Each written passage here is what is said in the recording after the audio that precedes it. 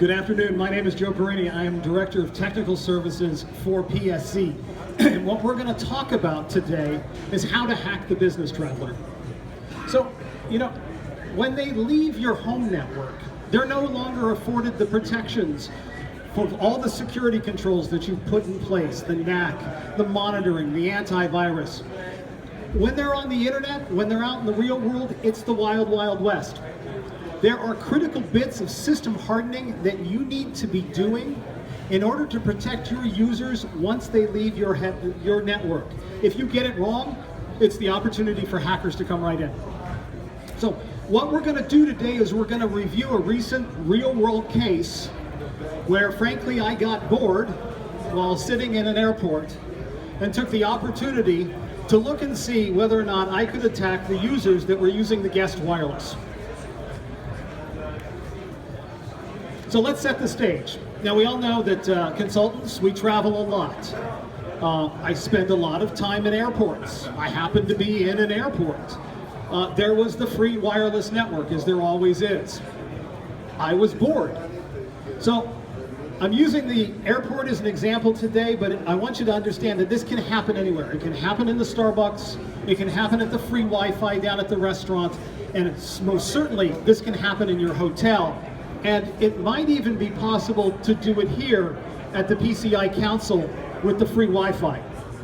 So what we're reviewing today is an example of an opportunistic attack. So I wasn't planning on going to attack this individual. I'm too pretty for jail. I can't take those sort of risks.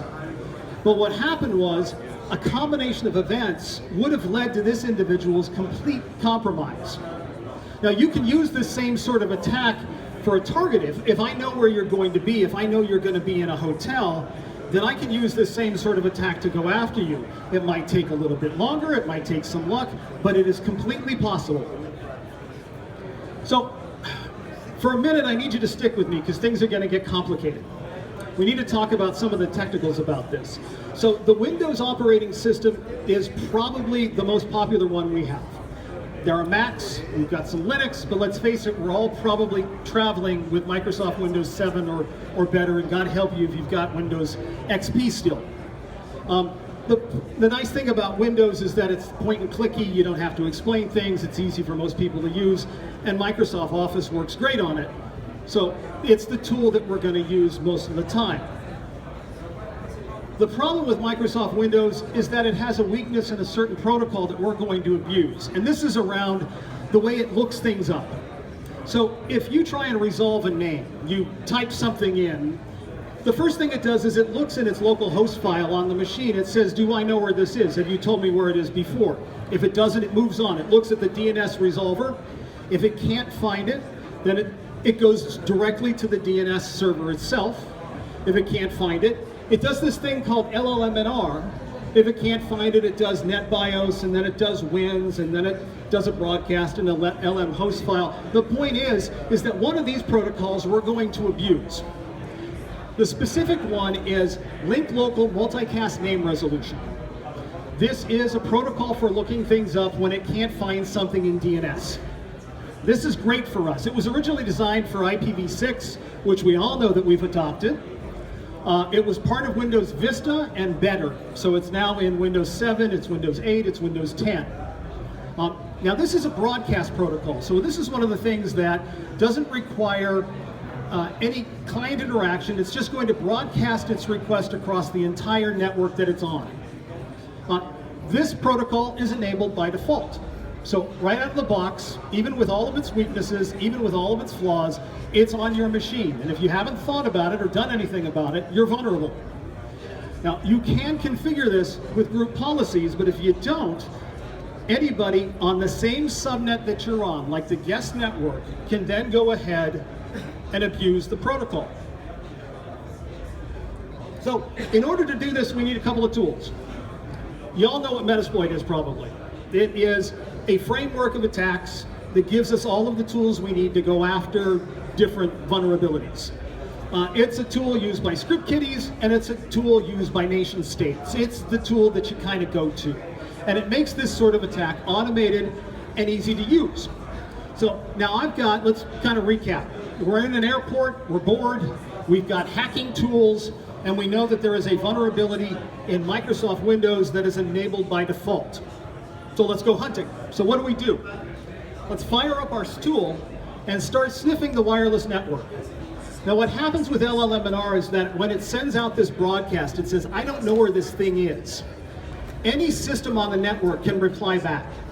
And when you do, you can ask the system that's requesting the information for the credentials of that system in order to get the response.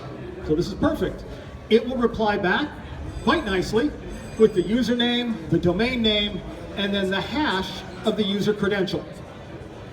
You didn't have to do anything other than say, give me the creds, and I'll tell you where it is, and the system quite happily sends it to you. So now we've got this information.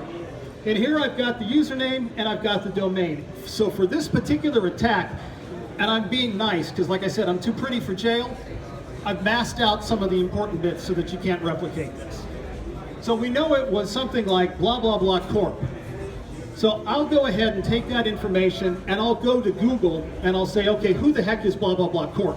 And it turns out that blah, blah, blah corp was previously known as something, something, something, an American defense company headquartered in blah, blah, blah, providing scientific, engineering, systems integration, and technical services. So what I've got is an individual from basically an American defense company sitting in the airport with a vulnerability that I can access. This is going to get a little scary. So now I've got his name and I know the company. So let's go ahead and put both of those pieces of information into LinkedIn, which is the other popular tool for social engineering and hackers. So now I know that I happen to have the vice president, chief engineer at this American defense company. I've got his credentials, I know who he is, I know where he lives, he's pretty much mine. And at this point, if he's still on the network, I can run Nmap, I can see what ports and services are sitting on his workstation and what I can abuse. Well, he's the chief engineer, he should be smarter than this. This might be okay in your home network, but if you have this sort of open ports and services on a network that you don't control, then you're in deep trouble. So he's got 135, 139, 445, popularly known as SMB, and then he's got 3389, which is RDP, and he's got a lot of stuff just hanging out there. And in order for me to exploit this, I've got to take that hash that I had and reverse engineer it. Now, in order to do that, I'm going to use a tool like John the Ripper, or I could use Hashcat, or I could use rainbow tables, but this is something that I've got local. So I take his hash and I drop it into John the Ripper attack with a great big word list that I've downloaded from the internet. It's like 2 gigs long. And I begin to go ahead and crack his password. Now in this case, I stopped. Because, why? I'm too pretty for jail. But if we really wanted to go after this, you could take this hash and you could put it up in the cloud, for example. There's a lot of cloud cracking tools. We have our own GPUs in the Amazon cloud where we can reverse engineer passwords in as little as 3 seconds. With this information, we could go after the individual, log into his system remotely because he had SMB open. We've got hacking tools like Metasploit. We can put using PSExec and some of the other popular tools, enter his system, put persistent malicious malware, and then let him hop on a plane. And then we just wait until he gets back to the office, makes a connection, and he'll connect back to us. And now we have a resident, permanent position in his organization. As chief engineer, he may have some high-level privileges that we can abuse the heck out of. So this was the danger. And all it took was maybe a handful of seconds to sniff the wire, crack the password, upload our malware, and we're there. So how do we protect our end users? And this is critical. Stop using guest wireless networks. There's nothing you can really do to protect yourself otherwise. Get yourself a MiFi. They're cheap. Make sure that your end users have them, especially your privileged users or the individuals that could be social engineered or the ones that could be exploited more directly.